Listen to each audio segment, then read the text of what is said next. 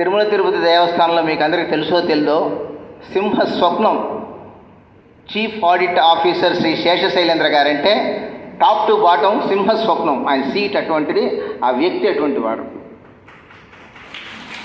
అయితే ఇక్కడికి వచ్చిన తర్వాత మనల్ని ఎంత ప్రేమతో వాత్సల్యంతో ఆ పరమాత్మ యొక్క దివ్య స్వరూపంగా భావించుకుని ఎంత చక్కగా మాట్లాడారు.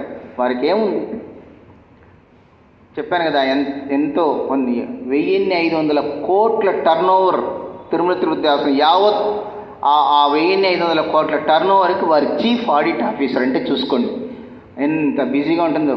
ఆ మైండ్లో ఎప్పుడు అన్నీ వదిలే మన కళాశాలకి వేసారంటే అంతే, నాకు అంతకంటే ఇంకేం లేదు.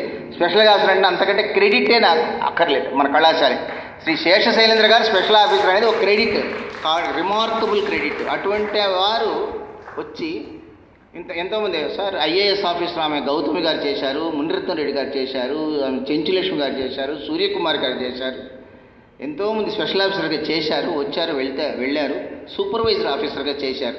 అయితే మన కళాశాల పట్ల డిఓ గోవిందరాజు సార్ అయితేనేమి ఇటువంటి మహానుభావులు వచ్చి ఇంత ఒక్క అద్భుతమైనటువంటి కంచు కోట లాంటి ఒక మాటలు నేనున్నాను. అయితే మీ శ్రద్ధను బట్టి నా రియాక్షన్ ఇదే కదా, ఇంతకంటే ఏం కావాలి?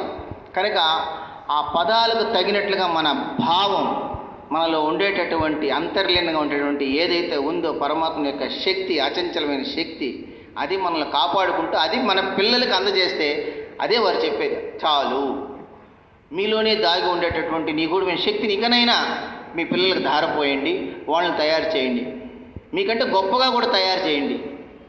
తర్వాత నా ప్రయత్నం నేను చేస్తాను, మీ ప్రయత్నం మీరు చేయండి అని చెప్పారు. ఇక అది ఎంత బాధ్యత, అది ఎంత కర్తవ్య నిర్వహణ అనేది ప్రతి ఒక్కరూ చేసుకొని, నేనేం చెప్పాల్సింది ఏం లేదు, జస్ట్ మీ అందరిలో ఒకవాడిని, నేను నార లాంటి వాడిని మళ్ళీ చెప్తున్నా. ఈ పువ్వులన్నీ కలిపి పరమాత్ముని సమర్పించేటటువంటి ఒక హారానికి నేను ఒక నార, అంతేగాని ప్రత్యేకంగా ప్రిన్సిపాల్ అంటే ఏ కొమ్ములు రావు. ఏనాడు అధికార అహంకారంతో, దర్పంతో, గర్వంతో ప్రవర్తించలేదు. మీలో ఒక మనిషిగానే ఉంటున్నా.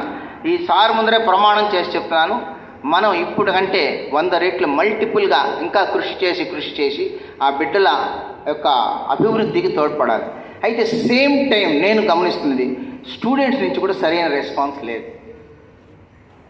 మీరు ఏమైనా అనుకోండి, స్టూడెంట్స్ మీరు కేవలం ఏదో వచ్చామా, కోర్స్ చేసామా, వెళ్ళామా, మనకేదో సర్టిఫికేట్ ఇచ్చారు కాగితాల రూపంలో, అది కానే కాదు పెర్ఫార్మింగ్ ఆర్ట్స్కి.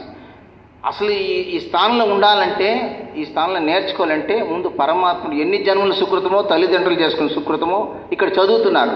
చదివి బయటికి వెళ్ళే నాటికి అందరూ అద్భుతంగా ప్రదర్శించాలి అంటున్నా. ఏ ఒకరో ఇద్దరో కాదు, అందరూ. జ్ఞానం కొంతమంది ఇచ్చుంటారు, సానపెట్టండి. యోగి భోగి వాడే, సానపెట్టిన వాడే. ఆ సాన పెట్టమని ఇంతసేపు సారి చెప్పాను. మనం వారికి మాట ఇవ్వాలి, మళ్ళీ చెప్పించుకోవద్దండి సభాముఖంగా. నా బాధ అటువంటిది. 40 సంవత్సరాలుగా పనిచేస్తున్నాను సార్, 40 సంవత్సరాలు పనిచేస్తున్నాను. ఎంతోమంది ప్రిన్సిపాల్, ఎంతోమంది ఈవోలు అందరితో. అయితే ఈ కళాశాలతో నా జీవితం అంతా ముడిపడి ఉండేది. ఏ చిన్న మంచి పని జరిగినా కూడా పరమ సంతోషం ఉంటాను. అట్ ది సేమ్ టైం చిన్న ఏదైనా కీర్తి ప్రశ్న తగ్గినా కూడా భరించలేని వేదన అనుభవిస్తాను. అది లేకుండా ఇప్పటికీ వారే ఇంకమేటి ప్రిన్సిపాల్ అనుకోండి. అంటే అట్లాంటి వ్యక్తి వచ్చారు కనుక నామమాత్రంగా మీ దగ్గర అవన్నీ చేయిద్దాం. అందుకని ఒక 2-3 ప్రపోజల్స్ పెట్టాం సార్. ఇక మీద 10 నుంచి 4 వరకు మీ సిలబస్లు చెప్పుకోండి, ఎంత ఉందో ప్రిస్క్రైబ్డ్ సిలబస్లు.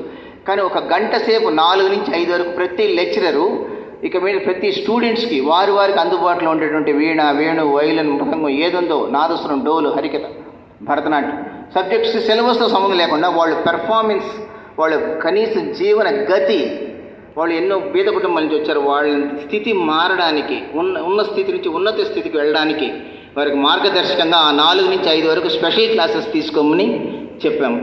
అది అందరూ కూడా వారు ఒప్పుకున్నారు. ఇక మీద 4 నుంచి 5 వరకు ఉండి క్లాసెస్ తీసుకుని వెళ్ళేటట్టుగా ఎక్కడైతే వీలవుతుందో అక్కడ ప్రేయర్ హాలు, పెద్ద హాల్స్ ఉన్నాయి, చిన్న హాల్స్ ఉన్నాయి. ప్రతి ఒక్కరు ఇక మీద స్టూడెంట్స్, లెక్చరర్స్ 10 నుండి 5 గంటల వరకు ఉండాలి. అదేవిధంగా ఈవినింగ్ కాలేజీలో కూడా 5:30 to 6:30 ఉన్నటువంటి టైంని ఇక మీద 5 to 8 3 అవర్స్ పనిచేయాలి. పొలోమని 100 మంది 150 మంది ఒకే క్లాస్ కాకుండా ఏ విధంగా స్ప్లిట్ చేసుకోవాలి, మనం ఏమైనా ఇంకా బయట నుంచి ఏమన్నా అన్నమాచార్య ప్రాజెక్టు ఇట్లాంటి చోట కానీ, లేక మన senior students MA music first year second year తయారై, లేదా బయట ఉండి ప్రస్తుతం ఖాళీగా ఉండి దేవుడి సేవ అంటే బిడ్డలకు నేర్పించడం అనేటట్టు శ్రీవారి సేవగా భావించి ఎవరైనా వస్తానంటే వాళ్ళతో కానీ ఒక 30 మంది 40 మంది క్లాస్ రూమ్స్లో పెట్టుకొని వాళ్ళు చెప్పించి ఈవినింగ్ కాలేజీలో ఉండేటువంటి వందలాది స్టూడెంట్స్ కూడా పరిపుష్టి చేసి రాను వాళ్ళు ఉండేటటువంటి సృజనాత్మకమైనటువంటి ఒక శక్తిని వెలికి తీసి ఆ ఈవినింగ్ కాలేజీలో ఉండే వాళ్ళు కూడా మళ్ళీ ఫుల్ టైం రెగ్యులర్ కోర్సెస్లో చేర్పించి వాళ్ళకు మంచి తర్ఫీదు ఇచ్చి ఎప్పుడు చూసినా కళకళలాడుతూ ఈ సంగీత నృత్య కళాశాల నిరంతరం నటరాజ స్వరూపం కావాలి, సరస్వతి స్వరూపం కావాలి. వేరే ఆలోచనే ఉండకూడదు, ఆలోచన రాకూడదు. సంగీతం నృత్యం దీనికి తగినట్టుగా మార్గదర్శకులుగా గురువులు ఉంటారు. మనం మేలు కోరేటటువంటి ఉన్నతాధికారులు ఉన్నారు. నిజంగా ఈరోజు పవిత్రమైన రోజు, ఫేర్వెల్ డే. నిజంగా ఫేర్వెల్లే అందరికీ మంచి జరగాలి అనేటటువంటి ఈ సందర్భం ఒక టర్నింగ్ పాయింట్ అనుకుంటున్నాను కళాశాల చరిత్రలో. అది ఎవరైనా కానివ్వండి, ఎనీ కంపెనీ కానివ్వండి, అదేదో ప్లేస్మెంట్ అంటున్నారు, మహా ఇంటర్నేషనల్ కంపెనీలు వస్తున్నాయంటారు. ఇంతవరకు ఆ మాటలు కూడా ఎప్పుడూ మన 22 ఏళ్లలో ఎన్ని తెలియదు. నిజంగానే సార్, సత్యం.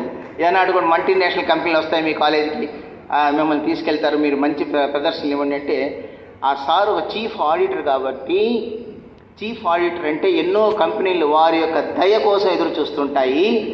ఆ దయని నేను సంగీత నృత్య కళాశాల కోసం వినియోగిస్తాను అని అన్నారు. అది మీ చేతిలో ఉంది. వినియోగించడం అంటే నాకు అర్హత ఉంటే కదా, యోగ్యత ఉంటే కదా. దేవుడే స్వయంగా దిగి వచ్చినా కూడా నీకు ఒక అర్హత ఉండాలి కదా. ఆ దేవుడిని ఏం అడగాలని,